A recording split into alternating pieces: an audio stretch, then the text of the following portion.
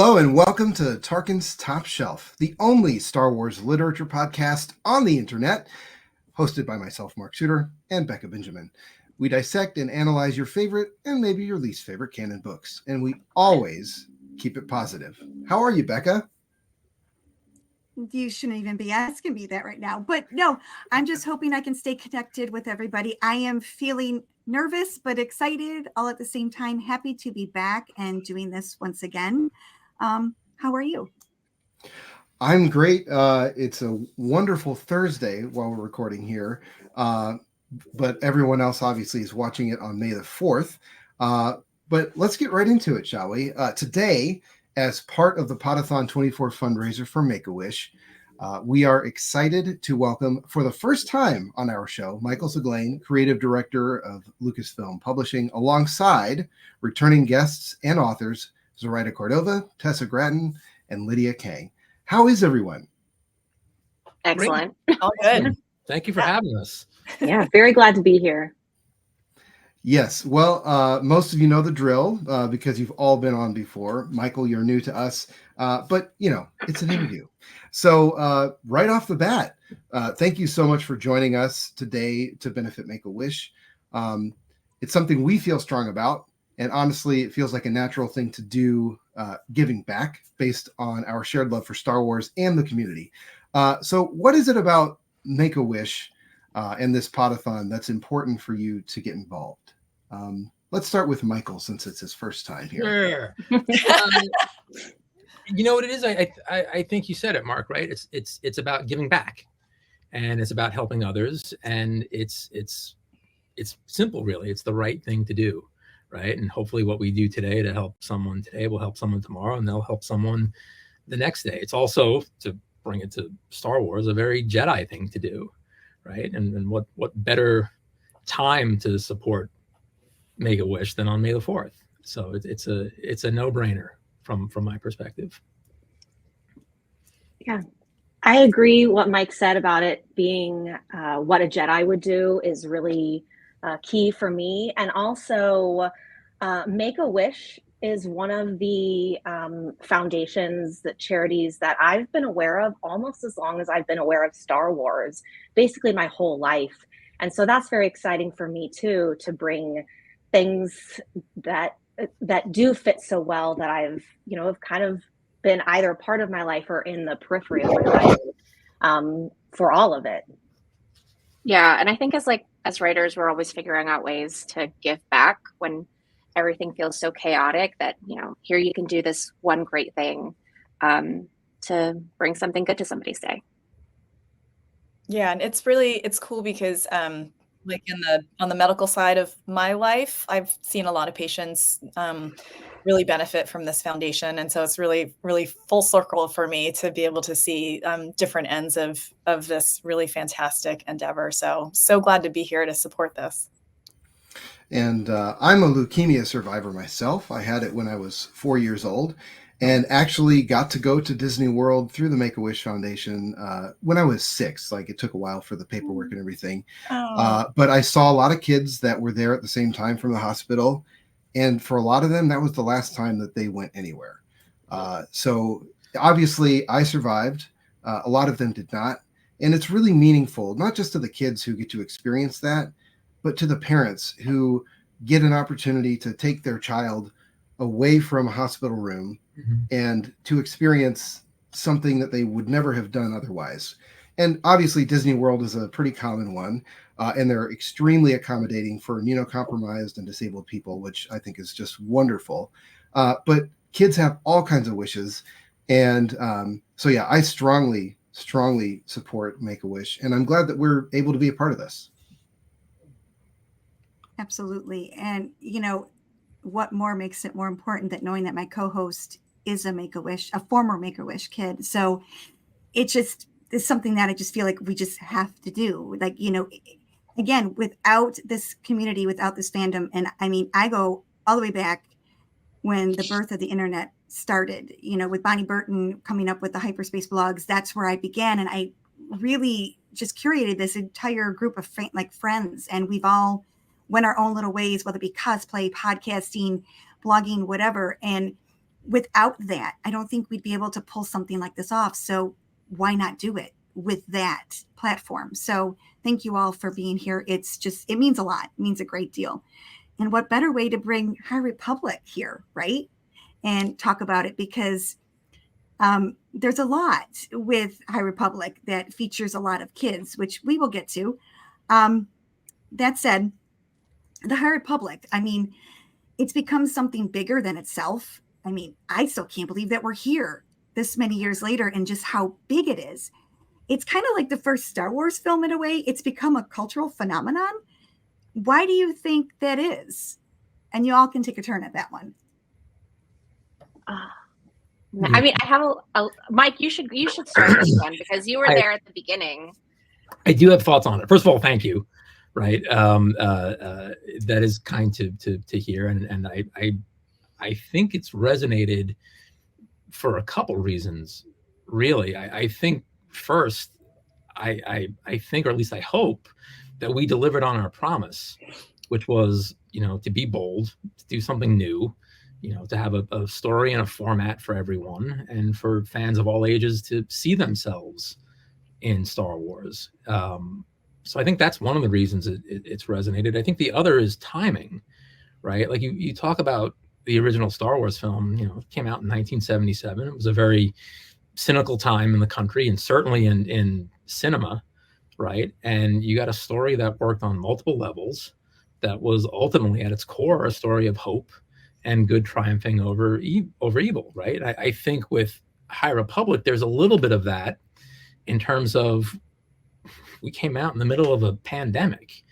right? And the world was shut down, and we were able to provide, at least I hope we did, I think we did, a little bit of hope and a little bit of escapism and a little bit of entertainment when people really, really needed it. And I think when you take the two of those things together, I think we were able to capture lightning in a bottle and create something that has resonated all these years later, that I honestly cannot believe has resonated the way it has. I'm so grateful for it and thankful for it. It really is unbelievable. Hey, that's my 2 cents on it. Zoraida, go ahead. Yeah. I mean, I think that Star Wars to me is so much about archetypes. And I think that giving readers, specifically the book readers, like the Star Wars book readers are incredible. And so giving, and now expanding to, TV and all that stuff, but like books, in the book world, you're able to follow the world that you love and that what everything sort of looks like, but it's just a little bit different because it just keeps expanding. And I love, our time period in phase 2 and now in phase 3. So I think it just has everything, but just with a little bit of an extra twist. So it's like, we're not like other Star Wars girls. We're worse, but I think breaking your heart. Yes, we're good at that. I feel like I've heard so many fans say about the High Republic, this is my Star Wars. I wasn't there in the 70s when it first started. I wasn't there in the 80s when, the trilogy had been completely, original trilogy was completed. There are so many people who feel like they have gone through this phase of life because of the High Republic and actually entered into the Star Wars universe through these books. And that just feels so special because that you're just sort of part of their life at this particular time. It's just been amazing, the feedback and the love that we have gotten from the readers. It's been amazing. One of the things that we hear a lot in the YA world in general is from readers who come to YA novels because they get to see themselves, their identities in these books for the first time in their lives. And I think that is something that the High Republic is doing in all age groups, giving new Star Wars fans and older Star Wars fans the chance to see themselves, not just in Star Wars, but as Jedi, at the height of the Jedi's strength and community when it was the strongest. And they're doing good in the universe, and that is like the mission of it. So I think those things combined really is what makes the High Republic stand out for everyone. And this one's for the authors. Sorry, Mike. No, all good. Although you can jump in at the end and talk about what it was like going through this experience with them. But all three of you here joined the High Republic in Phase 2. So what was it like jumping into a moving vehicle, and what did it feel like putting your own fingerprints on the series? We'll start with Tessa on this one. I have to say that it was a really smooth transition for me, partly because my first book was Path of Deceit that I wrote with Justina Ireland. And so she was really a cushion for me in a lot of ways. Like, she could, sidebar with me during calls, or, when we had outlines, and just like explain the process, be like, I know this seems shocking, but this happens every single book. I know this is overwhelming, but this always happens. It's going to work out. We just have to keep, focused on the story that everyone wants to tell. And so it really was easy for me when it comes to coming into this huge dynamic process that was already very established. And also, I think that Phase 2, because we were going back, it was, prequel to Phase 1, it was really kind of starting over in a lot of ways. So we were able to create new characters and sort of dip our toes in with our own, what we were also looking for and what we were good at, and develop what we wanted. It would have been so much more emotionally difficult and just like practically difficult to start in Phase 3, where you're writing about characters that already have like 8 books about them and lots of fan opinions and things like that. So those two things combined made it very smooth for me in particular. Yeah, I think that for me, it was pretty seamless because I knew most of the other Lumineers, right? Like I think that I, having already been friends with them, I'd heard a little bit about what was going on. And I think it was Mike, you had texted me and you were like, can you check your email or something? Cause like I wasn't responding because I just didn't check my email. And then I was like, oh my God, this is so cool and exciting. And for me, it was also really easy because I had Lydia, and like, I feel like Lydia, because our books were like a couplet, I had her to bounce ideas off of, and make sure that they felt, like a continuation of each other in a really organic way. And I remember even when our paperwork was still going through, we were at a book festival at the same time, and we spent like our breakfast one day just like creating things for Iram and Arano. So that was, just an incredible experience. Cause I hadn't collaborated in this kind of way. I've co-written with people, but this is a different kind of collaboration, which I feel like feels really organic.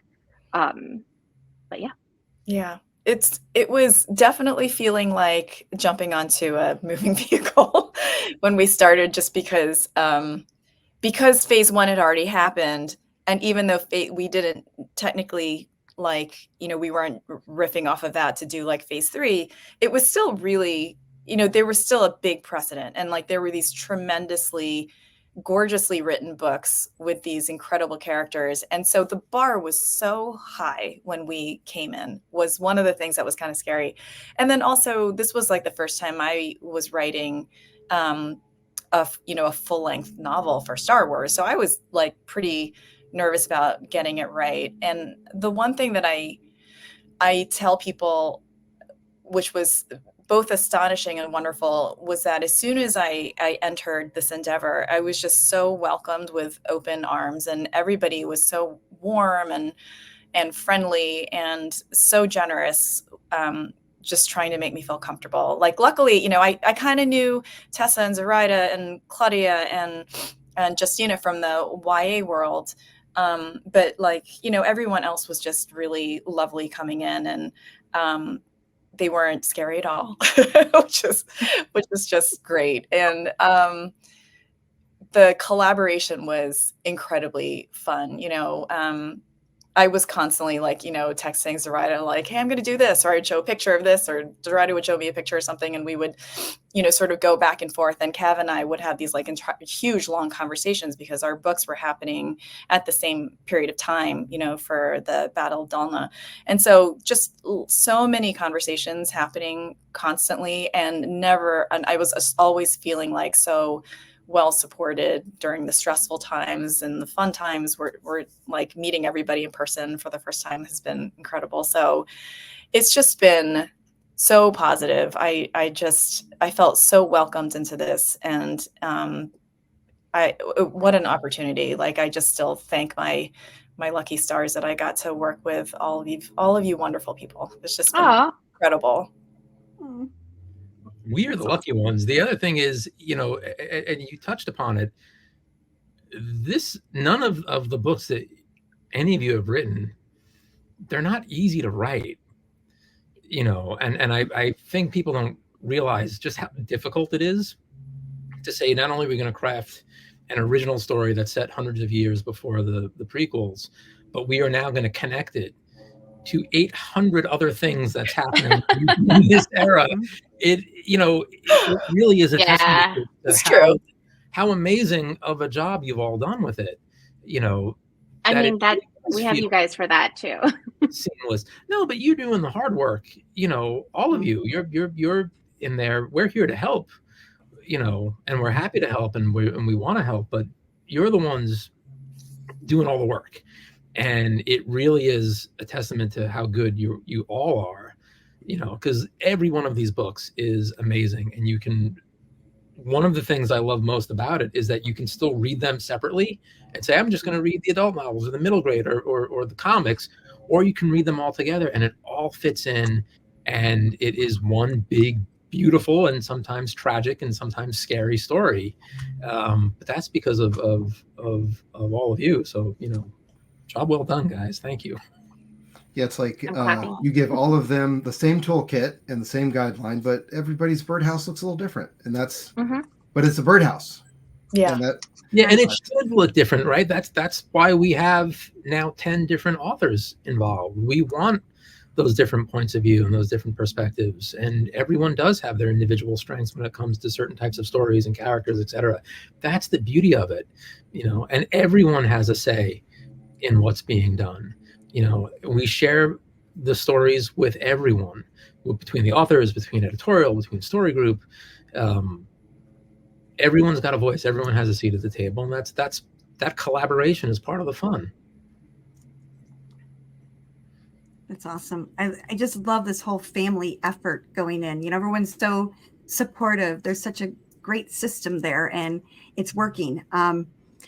But Michael, you were just saying, I mean, it really is no secret that this era of story stands out from everything else in Star Wars. I mean, it's not a secret. You see it. It's all online. Everyone just goes crazy. There's such a community based on this era alone. The world building is vast. So are the characters. In addition to that, there's that's a lot. These stories focus a lot on kids and coming of age stories, which there's something powerful about that and very relatable, no matter how old you are, right? Because we've all been in those, stages of our lives, and we've also been there to help others, kids, our own kids, or, nephews, nieces, what have you. So again, it's just, I don't know, all that. It gives Yoda's line in episode 2, truly wonderful the mind of a child is. It gives that purpose and agency. Can you guys speak on that?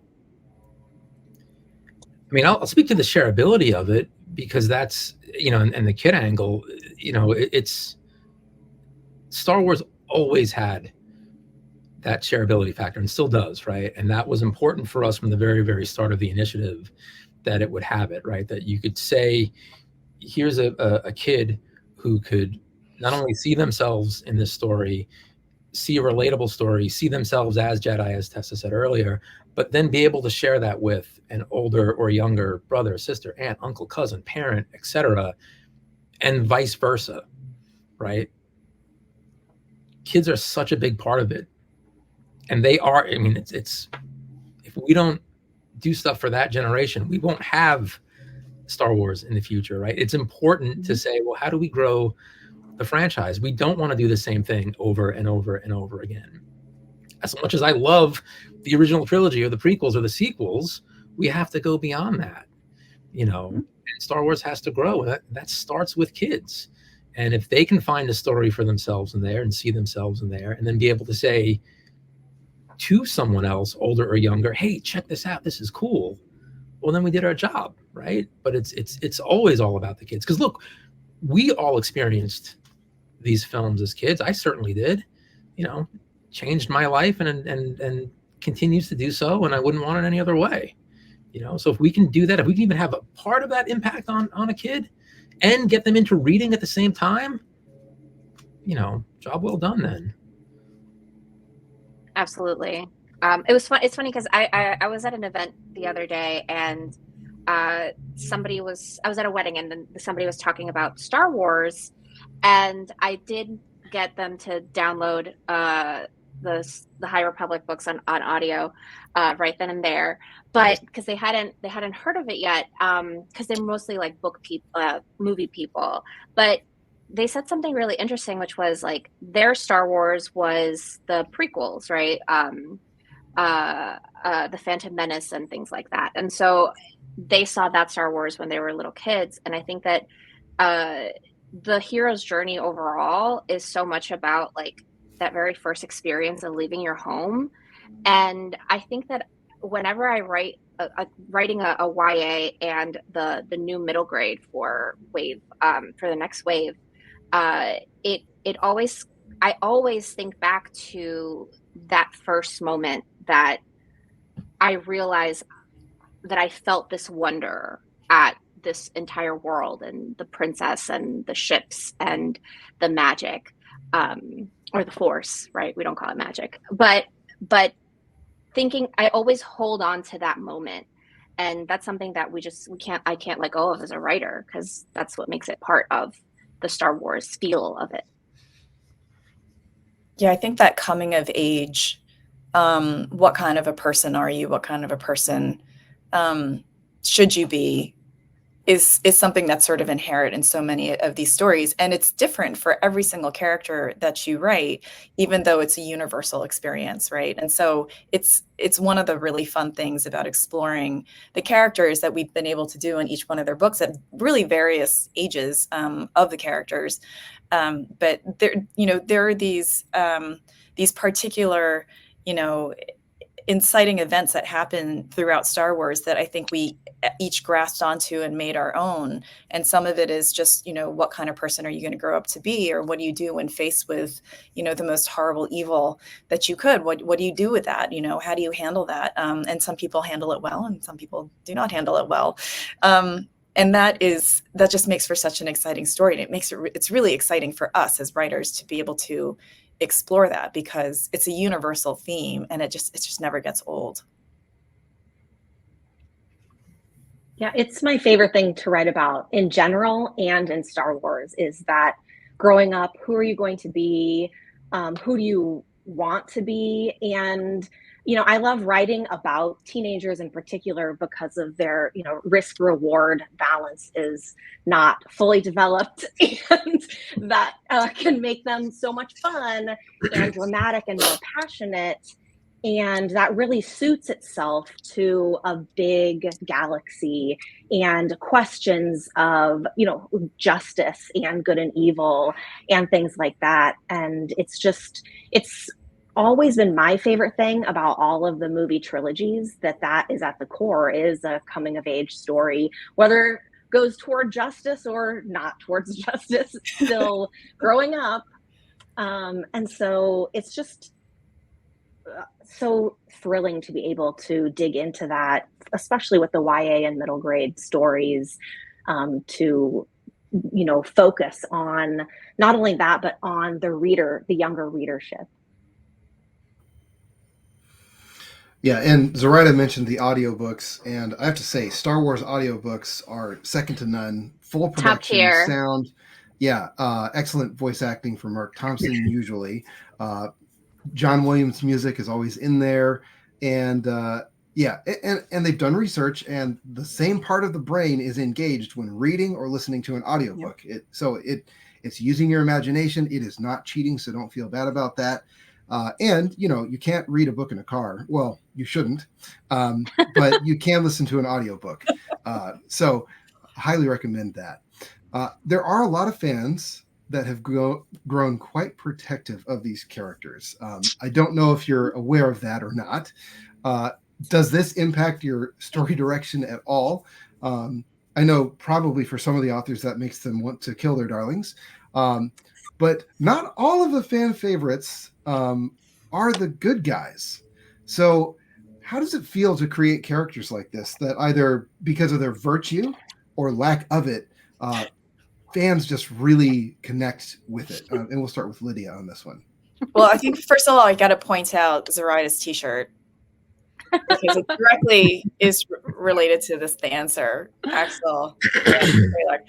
Axel has been such a character. The fans both adore and hate him pretty much simultaneously. Like, he's such a scoundrel.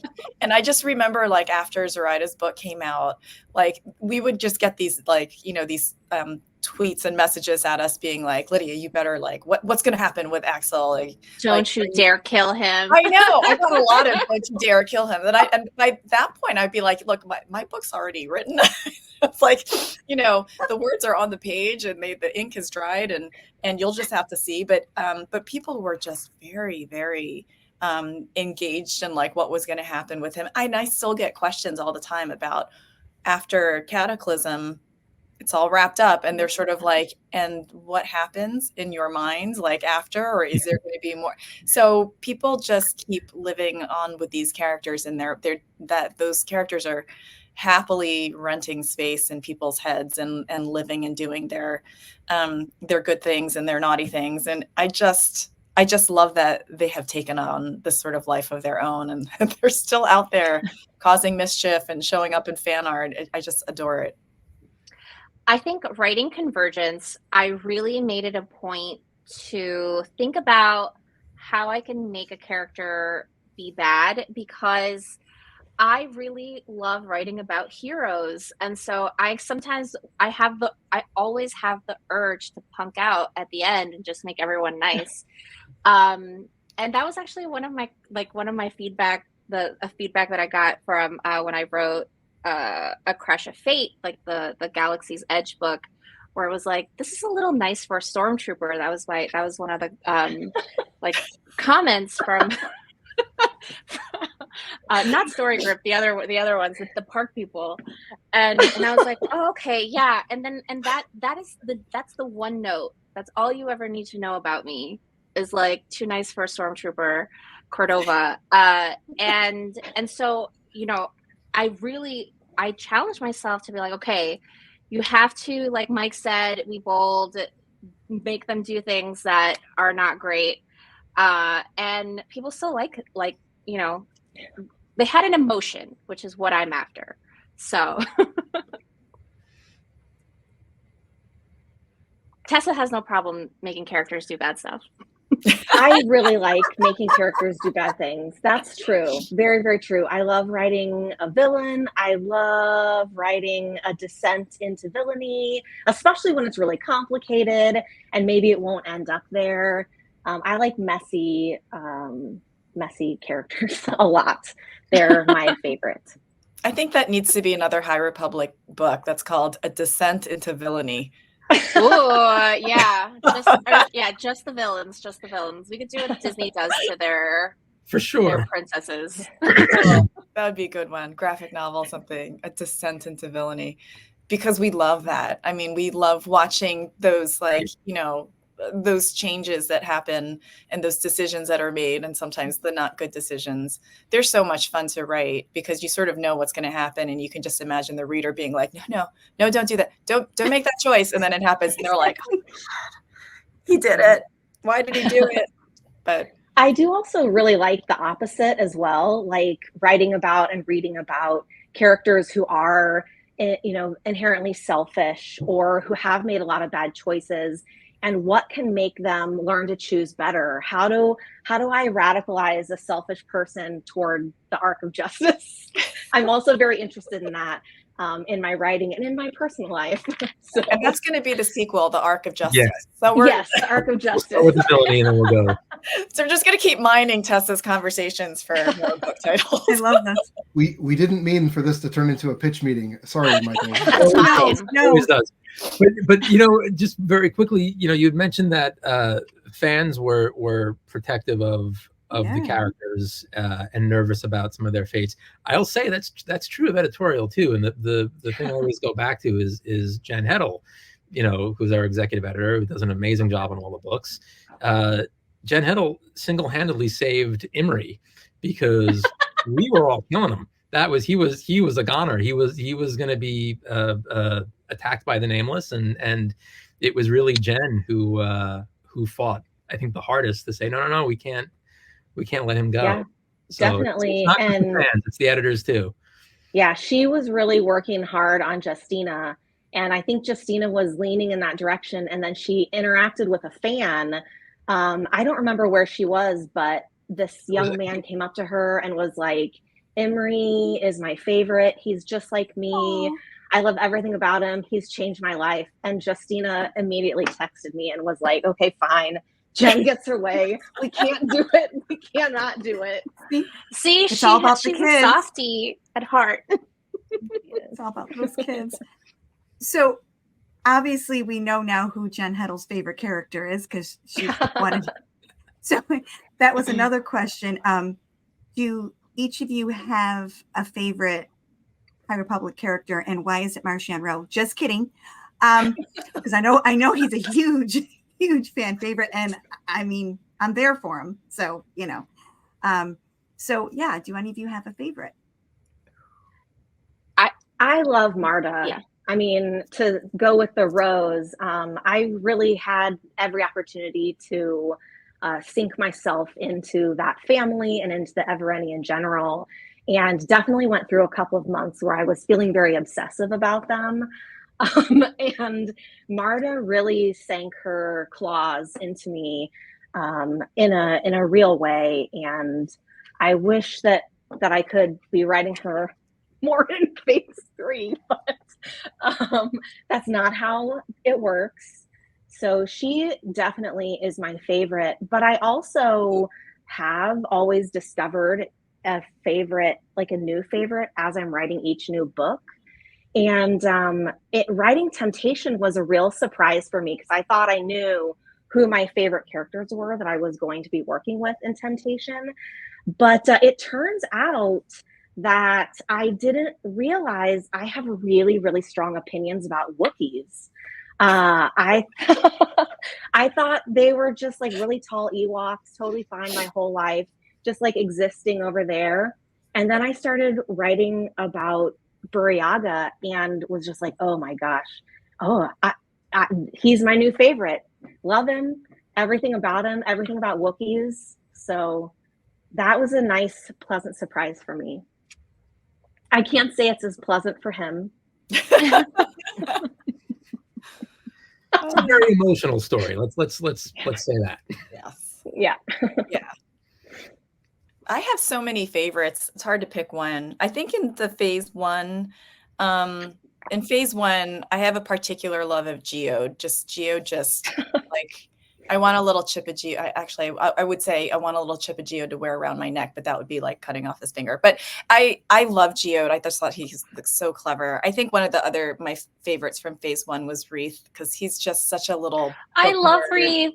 He's so quiet. And he just wants to be in a library, but he keeps being forced to do all these things and these heroic things. And I just love his character so much. And then I would say from Cataclysm, one of my favorite characters was probably Chancellor Greylark, because, you know, Zoraida sort of set up, you know, we had this dual chancellorship set up, and I got to really expand on young Greylark and watch her do badass things. And that was fun to write. I adored that. So yeah, those are probably some of my favorites. Yeah, I actually really loved our duo chancellors. Like Chancellor Malo is just really fun. Because I'm like, this is what I think about politicians. But I also really love I love Leox Jassy, especially I think he really came to life for me in the audio. And I'm a huge, every time Elzar Mann is in something, I'm like, okay, I just have to make a mention of him. I couldn't do it obviously in phase 2, but there's like a small mention in Beware the Nameless. And obviously I love Axel, but I do think that my new favorite character is in Beware the Nameless, and his name is Churro the Hutt. So This name pleases me. Yes, the same thing. I'm like, ooh, I'm excited. yeah. And what about you, Michael? Any favorite characters? Or just I all of cannot them? pick all the ones that are written by the 3 authors here with him. Well said. I really do love them all. I will say though that to Zoraida's point, I think we were talking about kids before. I do think kids in particular are really gonna enjoy Churro the Hutt. He is unlike any other Hutt we have ever seen, and he gets into all kinds of let's say Goonies-like shenanigans. Yeah. Oh, That sounds absolutely that sounds wonderful. great. And then maybe the Disney parks will start carrying churros. Hey, Oh, that's my goal. look, food is a very big part of the High Republic, so you never know. Now, this one I wrote for you, Michael, but obviously any of you can answer this one. You have a lot more going on than just the High Republic. How do you balance the work across all the different projects and keep things straight with all the different plates you have spinning at any given time? I don't sleep, and I have a really great team that works with me, and I work with really great authors. It's pretty much those 3 things. At some point, I'll see my kids again.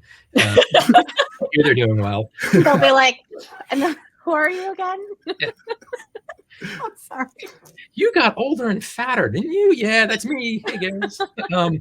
No, honestly, it really is. It's one, we work with really, truly incredible talent, and we're very, very lucky and honored that they want to write Star Wars and they want to work with us. And we have an amazing editorial team, and we have incredible partners, whether it's Random House Worlds or Marvel or Dark Horse. So it's Star Wars. It's fun. I still can't believe we get to do this. The movie comes on TV, I still can't turn it off. Much to my wife's dismay. It's on TV. It wasn't on TV when I was a kid. I have to leave it on.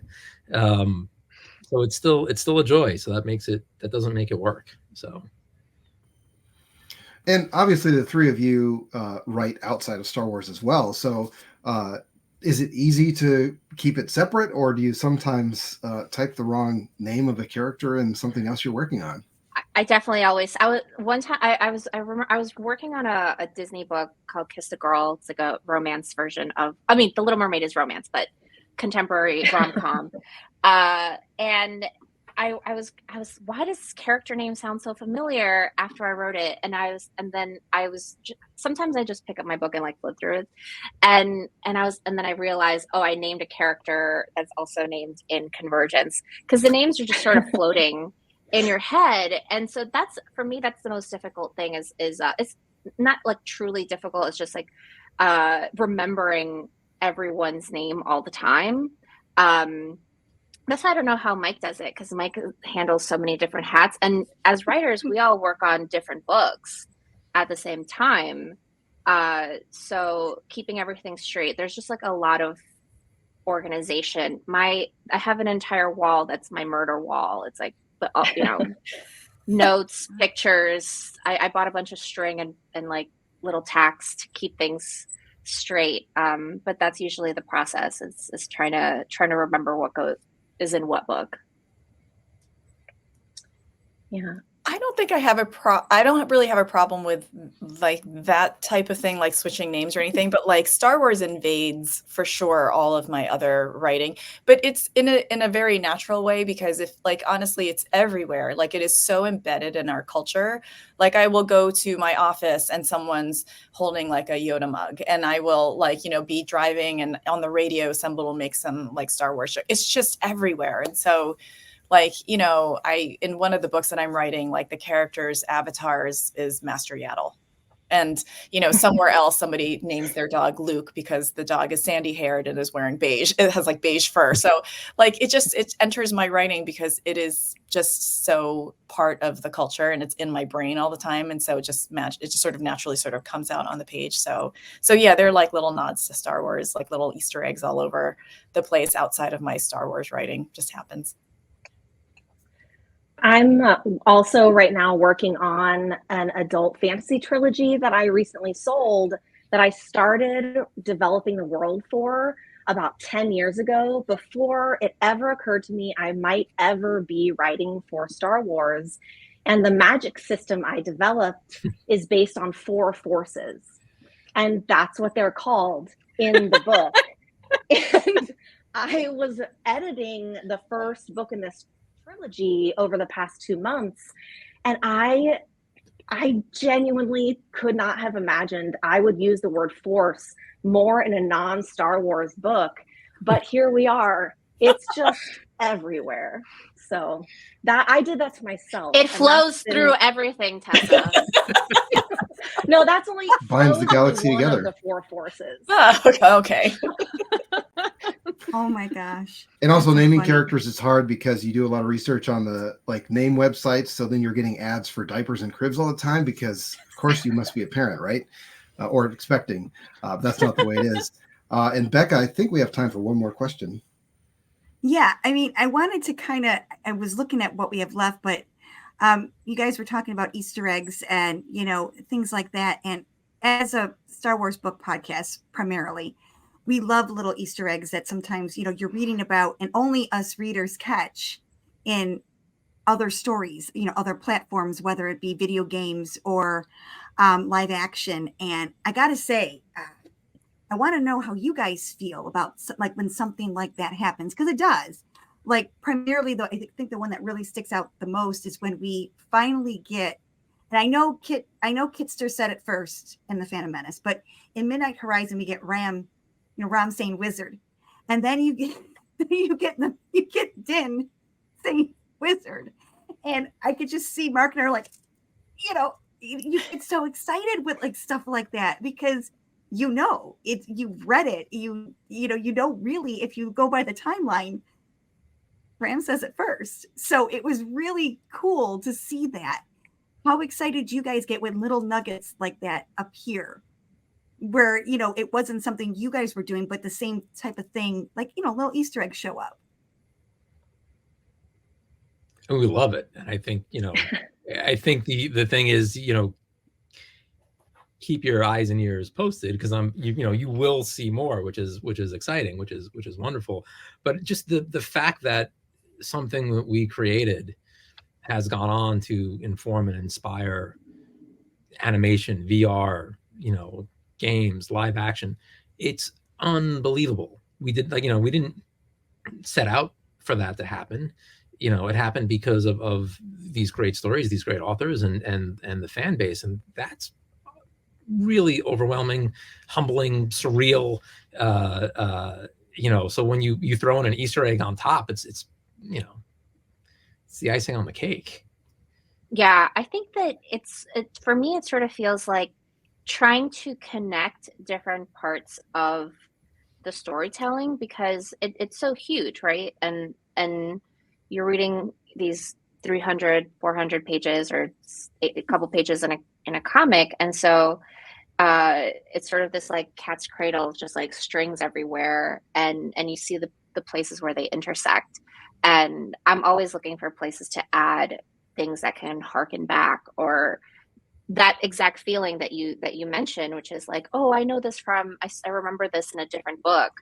And that feeling is just really satisfying.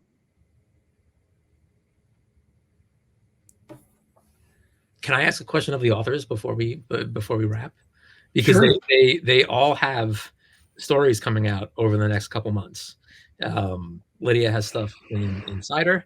Tessa has Temptation, obviously in June, and then in August we have Beware the Nameless from Zoraida.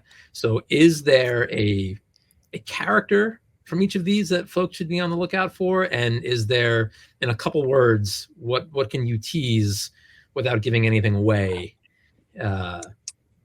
from each of these? I know I'm putting you all on the spot. And taking Mark and Becca's job for a moment. So. Well, I mean, I already said Churro, so I'll pick a different character. I do think that that's going to be really great for the kid readers. But there is a character named Zenny Greylark. So all I can say is, the Chaos family is back, but they look at it's in a very different way from phase 3. Although I was watching the comments when the cover was revealed, and I was extremely delighted by the reaction of how excited people were that they saw Zenny Greylark, and everybody just lost their mind. And so just know she's safe, and I think that everyone's really gonna like her. Let's see. So in Star Wars Insider in the shorts, if you guys remember Sipa Tarko, the little Jedi child from Cataclysm, so there is a family descendant that shows up in the Star Wars Insider story. So you'll recognize the last name and some of the personality traits, but that's all I'm going to say. I'll say yours is pretty dark too, though. Yeah, we go dark. We get dark and scientific in these stories. They are so much fun to write, and I love being mean and just ending each one on a cliffhanger and being like, "Sorry, I got to wait 2 months for the next one." But they are a delight to write. So much fun. I really was excited to be able to keep writing about Kara Santeca in Temptation of the Force, and really let him come into his own as a freedom fighter. Really, that's what he's always been meant to be. An actual call forward to the original movie trilogy, and some of that I really loved about the kind of rebellions and rebel characters that they had. And so I wanted to put a character like that into Temptation, partly because, I love writing about all of the Jedi, but it's also really great to have the non-Jedi perspective, particularly when it comes to the Force itself. And, someone who cares about the Force but isn't a Jedi was a new perspective for me to write personally. Well, that's a great tease for all of those projects coming up. Right. Once again, all of this is for Make-A-Wish. So use the QR code on the side there, or go through the link. Please do donate. Obviously, your entries or your donations get you entries into the sweepstakes for different things here. But it's all about the kids. So let's make sure we all contribute in some way to that. And thank you to Michael, Zoraida, Tessa, and Lydia for joining us. And may the Force be with you. Tell that to Reading Club. For Light and Life. Awesome. Thank you, everybody. And also with you. Happy Star Wars Day.